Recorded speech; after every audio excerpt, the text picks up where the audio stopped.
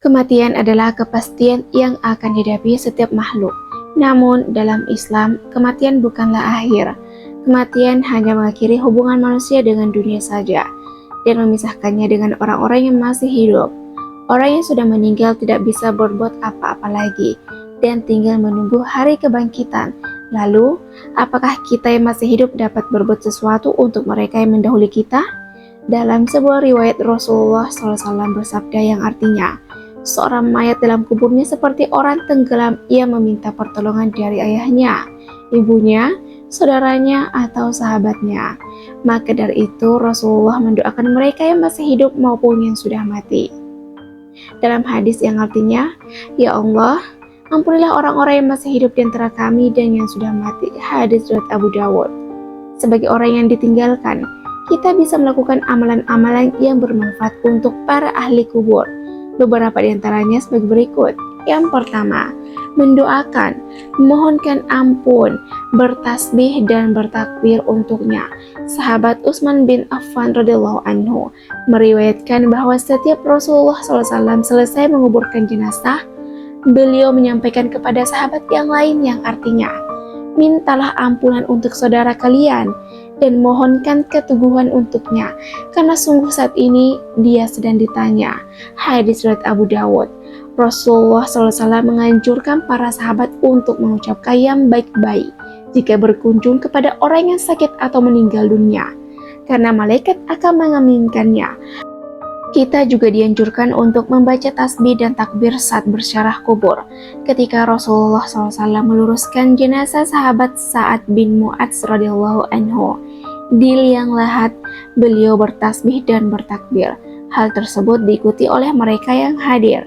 Seorang sahabat bertanya kepada Rasulullah SAW, "Mengapa engkau bertasbih lalu bertakbir?" Rasulullah SAW menjawab yang artinya, "Sungguh kuburan laki-laki soleh ini sempit, hingga kemudian Allah SWT meluaskan untuknya." Hadis riwayat Ahmad. Banyak lagi doa-doa yang bisa dibaca ketika ziarah kubur, baik dari hadis maupun Al-Quran. Nomor 2. Bersedekah atas nama orang yang sudah meninggal. Sahabat Ibnu Abbas radhiyallahu anhu meriwayatkan saat ibu dari sahabat Sa'ad bin Ubadah radhiyallahu anhu meninggal dunia, saat bertanya kepada Rasulullah Shallallahu Alaihi Wasallam, "Wahai Rasulullah, sungguh ibuku telah meninggal dunia saat aku tidak ada di sisinya. Apakah jika aku bersedekah atas namanya akan bermanfaat untuknya?" Rasulullah SAW menjawab, "Iya."